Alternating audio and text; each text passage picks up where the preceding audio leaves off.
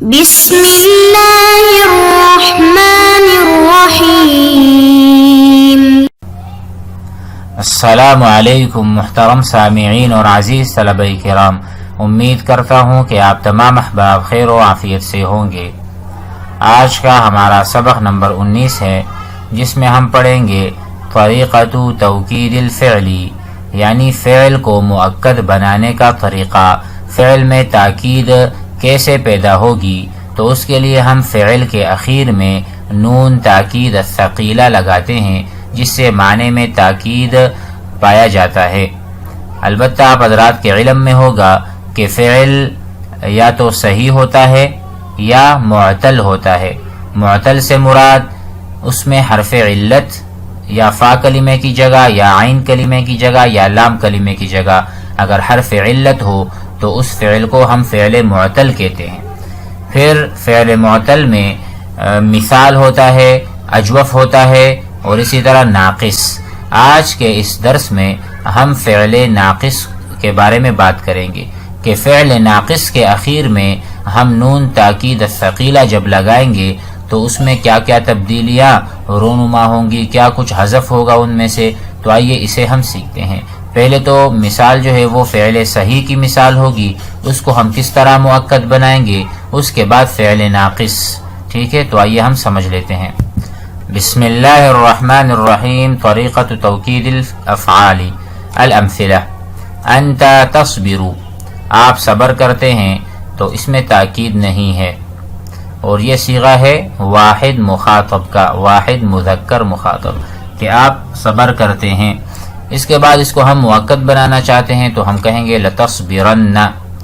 را بالکل اپنی جگہ پر ہے، صرف ہم نے نون کا اضافہ کیا ہے، نون تاکید الثقیلہ۔ انتما تصبرانی، یہ تثنیہ ہے بغیر تاکید کے۔ اب جب ہم تاکید کریں تو لتصبرانی، اس طرح تصبرنا جمع مؤنث مخاطب، انتن آپ سب عورتیں صبر کرتی ہیں۔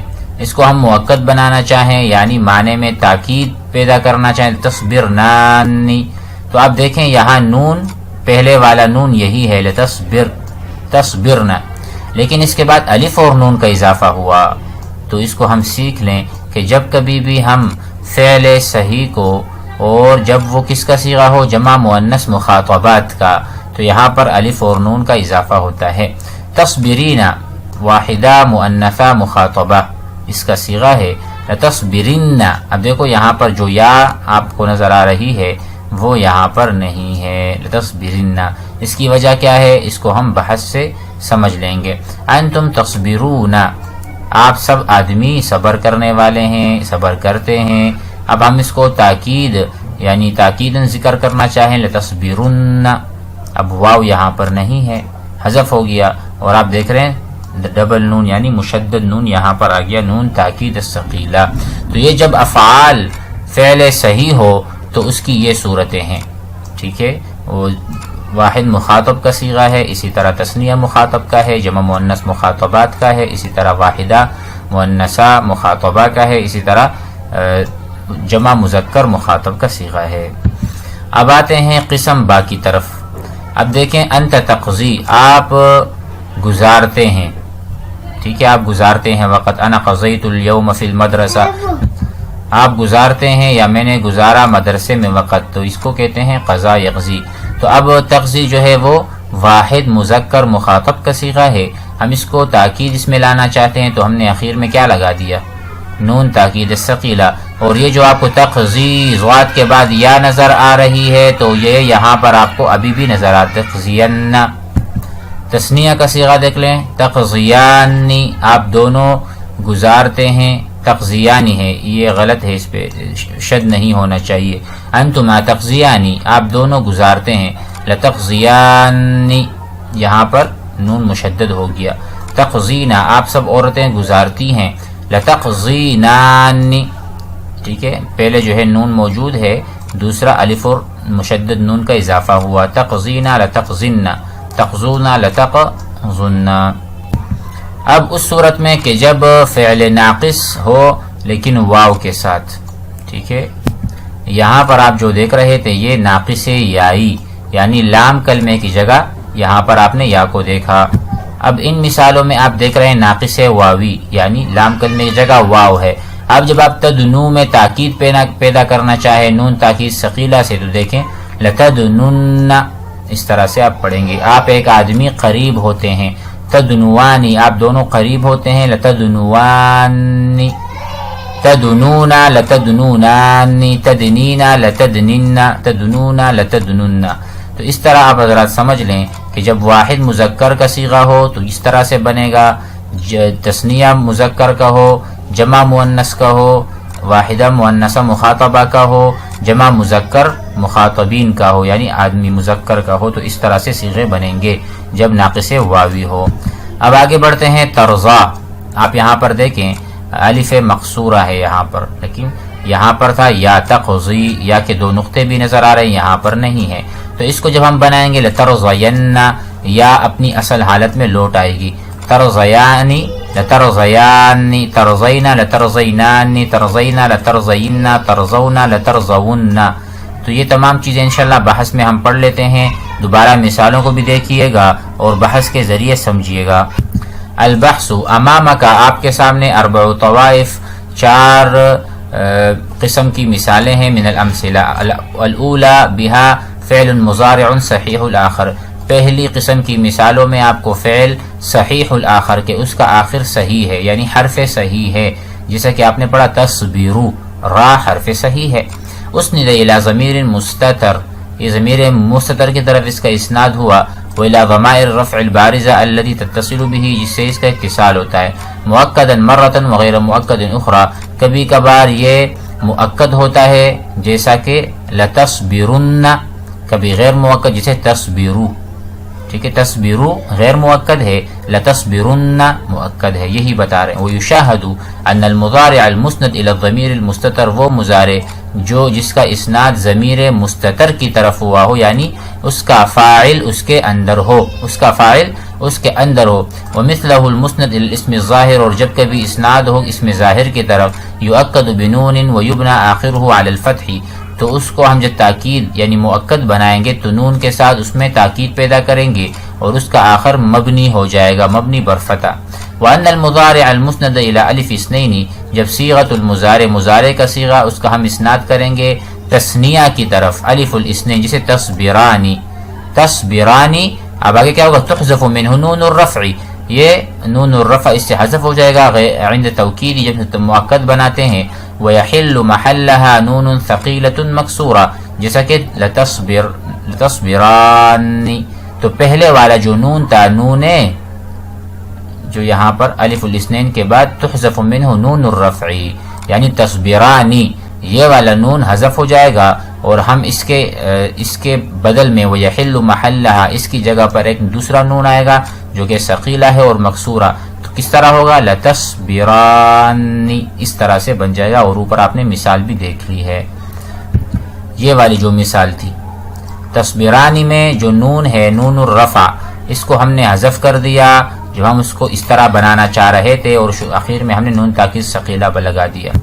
وأن الفعل المسند إلى نون النسوة، وہ فعل جس کی اسناد کی گئی ہو نون نسوہ کی طرف، اکد بنون ثقیلة مکسورة مفصولة من نون النسوة بألف الفاصلہ، جیسے آپ نے دیکھا لتصبرنانی.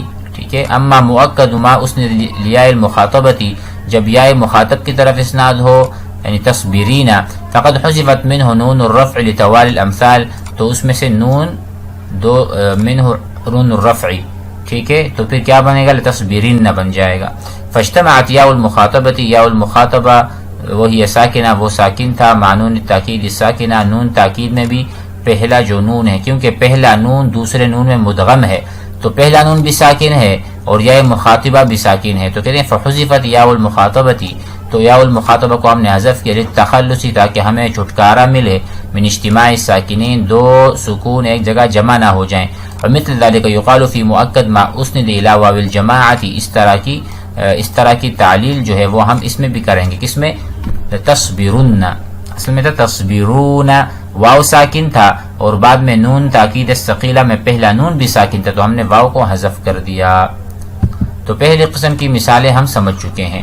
وعند النظر الى الطوائف الثلاث الاخرى، باقی جو 3 جماعتیں ہیں یا 3 قسمیں ہیں مثالوں کی، ترى الافعال ناقصه وافعال ناقصه ہے. ترى ان حالة كل فعل عند التوكيد تشبه حالة نظيره في الفعل الصحيح.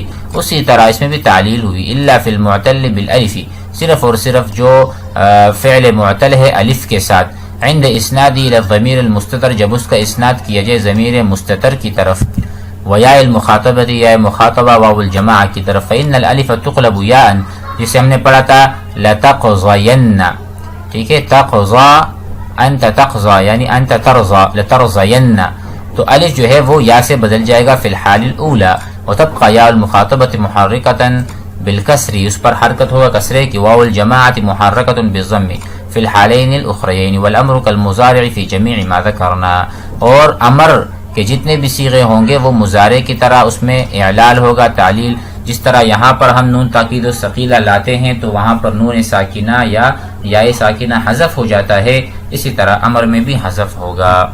اب قاعدے کو ہم سمجھ لیں. اذا اکد المضارع، جب ہم مضارع کو مؤکد بنانا چاہیں بالنون، نون کے ذریعے سے، جرت علیہ الاحکام الآتیہ، تو اس پر یہ احکام جاری ہوں گے. نمبر 1، تحذف ضمۃ الرفع، رفع جو حالت رفعی میں ضمہ ہوتا ہے وہ یا حذف ہوگا یا اس کا نون حذف ہوگا، ٹھیک ہے، جسے ترضیو ترضین، اور نون کس طرح سے، جیسے ہم نے پڑھا تھا تصبرانی، تثنیہ کا صیغہ، جب ہم نے تاکید کیا تو ہم نے کہ تصبرانی، تو پہلے نون جو تھا نون الرفع وہ حذف ہو گیا تھا. المسند للضمیر المستتر، مسند جو ضمیر مستتر کے فعل کا اسناد ہو، او الاسم الظاہری یا اسم ظاہر کی طرف، یفتح آخرہ، اس کا آخر مفتوح ہوگا، وتقلب الف الناقص فیہ یاء، الف ناقص کو یا میں بدل دیں گے. المسند لالف الاثنین، وہ فعل جو مسند ہو الف تثنیہ کی طرف، تکسر فیہ النون التاکید الثقیلہ، وہاں پر نون تاکید الثقیلہ مکسور ہوگا، نہ کہ کوئی دوسرا اس میں. المسند لنون النسوۃ، وہ فعل جو مسند ہو نون نسوہ کی طرف، تفصیل فی، اس میں تفصیل ہے، الف بین النونین، ایک الف دو نون کے درمیان آئے گا، ولا تکون نونہ الا ثقیلہ مکسورہ، اور نون صرف اور صرف نون ثقیلہ ہوگا، مکسورہ ہوگا، اس پہ کسرہ ہوگا.